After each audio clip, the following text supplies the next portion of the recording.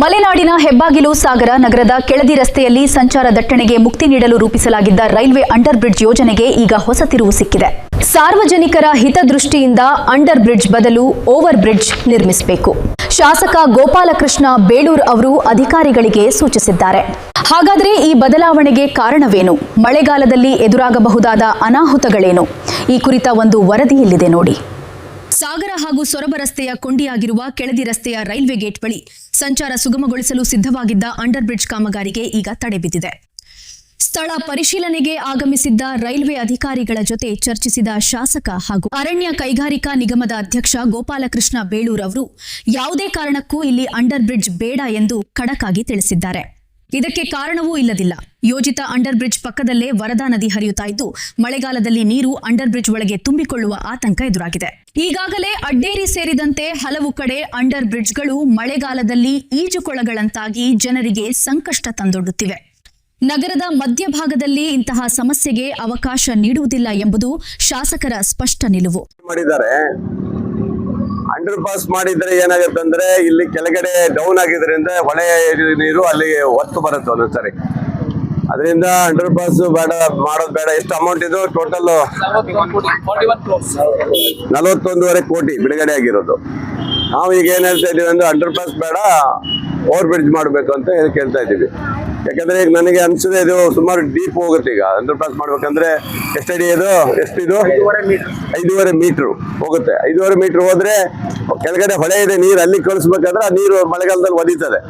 ಆಮೇಲೆ ಅಲ್ಲಿ ಬಂದ್ಬಿಟ್ರೆ ಆಮೇಲೆ ಹೋಗೋರಿಗೆ ಬರೋರಿಗೆ ಬಹಳ ಕಷ್ಟ ಆಗುತ್ತೆ ಅನ್ನೋದು ನನ್ನ ಒಂದು ಅನಿಸಿಕೆ ಇದೆ. ಅದಕ್ಕೋಸ್ಕರ ಇಂಜಿನಿಯರು ಎಲ್ಲ ಅವ್ರು ಬಂದಿದ್ದಾರೆ. ನಾನು ಅದಕ್ಕೆ ಹೇಳ್ತಾ ಇದ್ದೀನಿ, ಅಂಡರ್ ಪಾಸ್ ಬೇಡ, ನಮಗೆ ಓವರ್ ಬ್ರಿಡ್ಜೇ ಬೇಕು ಅಂತ ಹೇಳಿದ್ದೀನಿ. ಕೆಳಗಡೆ ಮಾಡೋದು ಉಪಯೋಗ ಆಗಲ್ಲ, ಅದರಿಂದ ನಮ್ಗೆ ಸಮಸ್ಯೆ ಆಗುತ್ತೆ. ಯಾಕಂದ್ರೆ ಈಗ ನೋಡಿ ಅಡ್ಡೇರಿಯಲ್ಲಿ ಮಾಡಿದ್ದಾರೆ, ಅಲ್ಲಿ ಸಮಸ್ಯೆ ಇದೆ. ಕೆಲವು ಕಡೆ ಎಲ್ಲ ನೋಡಿ ಎಲ್ಲ ಕಡೆ ನೀರು ನಿಂತು ಹೋಗ್ಬಿಟ್ಟಿದೆ. ಅದರಿಂದ ಓವರ್ ಬ್ರಿಡ್ಜೇ ಬಹಳ ಚೆನ್ನಾಗಿರ್ತದೆ. ಅದು ಇಲ್ಲಾಂದ್ರೆ ಅಂಡರ್ ಗ್ರೌಂಡ್ ಏನು ಉಪಯೋಗ ಆಗಲ್ಲ. ನೀರು ನಿಂತು ಬಿಟ್ಟು ಅಲ್ಲಿ ಏನೋ ಸ್ಟ್ರಕ್ ಆಗ್ಬಿಟ್ರೆ, ಯಾಕಂದ್ರೆ ನಮಗೆ ಬಹಳ ಪ್ರಮುಖ ಆದಂತ ಸಂಪರ್ಕ ರಸ್ತೆ ಇದು. ಎಲ್ಲ ಸೊರಬ ಮತ್ತು ಸಾಗರಕ್ಕೆ ಸಂಪರ್ಕ ರಸ್ತೆ ಇರೋದ್ರಿಂದ ಬಹಳ ವೆಹಿಕಲ್ಸ್ ಇಲ್ಲಿ ಬರೋದ್ರಿಂದ ನಾಳೆ ಹೆಚ್ಚು ಕಮ್ಮಿ ಆಗಬಾರ್ದು ಉದ್ದೇಶದಿಂದ ನ್ಯಾಷನಲ್ ಹೈವೇನು ಆಗ್ಬೋದು. ಅದರಿಂದ ಬೇಡ ಅಂತ ಹೇಳ್ತಾ ಇದ್ದೀವಿ. ಹೌದು, ಅದನ್ನ ಬ್ರಿಡ್ಜ್ ಮಾಡ್ಬೇಕಂತ ನನ್ನ ಉದ್ದೇಶ. ಅದಕ್ಕೆ ಇದೆಲ್ಲ ಕೆಲವೆಲ್ಲ ಅಡಚಣೆ ಬರುತ್ತೆ ಅಂತ ಹೇಳಿದ್ದಾರೆ. ಅದಕ್ಕೆ ಬೇಕಾದ್ರೆ ವ್ಯವಸ್ಥೆ ಮಾಡೋಣ ಅಂತೇಳಿ ನಾನು ನಮ್ಮ ಕೆಪಿಟಿಸಿ ಎಲ್ಲ ಕರೆದು ನಾನು ಮಾತಾಡ್ತೇನೆ. ಮಾಡ್ಬೋದು. ಇರೋದ್ರಿಂದ ಬೇಡ ಅಂತ ನಾನು ಇವತ್ತು ಇಂಜಿನಿಯರ್ಗೆ ಹೇಳಿದ್ದೀನಿ. ಅವರ CS ಇವ್ರ ಹತ್ರ ಮಾತಾಡಿ, ಎಕ್ಸಿಕ್ಯೂಟಿವ್ ಇಂಜಿನಿಯರ್ ಹತ್ರ ಮಾತಾಡಿ ಹೇಳ್ತಾರೆ ಅವ್ರು. ಸುಮಾರು 41.5 ಕೋಟಿ ರೂಪಾಯಿಗಳ ಬೃಹತ್ ಅನುದಾನ ಈ ಯೋಜನೆಗೆ ಮಂಜೂರಾಗಿದೆ.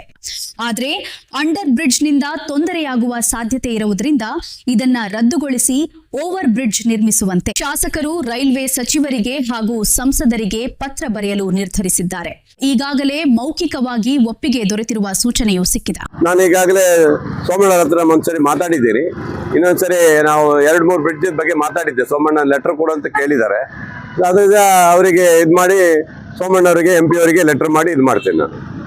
ಈ ಸಂದರ್ಭದಲ್ಲಿ IN ಸುರೇಶ ಬಾಪು, ಗಣಪತಿ ಮಂಡಗಳಲೆ ಸೇರಿದಂತೆ ಲೋಕೋಪಯೋಗಿ ಮತ್ತು ರೈಲ್ವೆ ಇಲಾಖೆಯ ಉನ್ನತ ಅಧಿಕಾರಿಗಳು ಉಪಸ್ಥಿತರಿದ್ದು ಮುಂದಿನ ತಾಂತ್ರಿಕ ಬದಲಾವಣೆಗಳ ಕುರಿತು ಸಮಾಲೋಚನೆ ನಡೆಸಿದರು. ನೋಡ್ತಿದ್ದೀರಿ ಸುದ್ದಿಮನೆ ನ್ಯೂಸ್ ಡಿಜಿಟಲ್ ಮೀಡಿಯಾ. ಕೋ-ಸ್ಪಾನ್ಸರ್ಸ್ ನಿಮ್ಮ ನೆಚ್ಚಿನ ಹಾಗೂ ನಂಬಿಕಸ್ಥ ಸಂಸ್ಥೆಗಳಾದ RBD group of companies, royal beverages depot, royal builders and developers, royal ventures private limited, RBD motors, RBD ಸೌಹಾರ್ದ ಸಹಕಾರ ಸಂಘ ನಿಯಮಿತ ಸಾಗರ.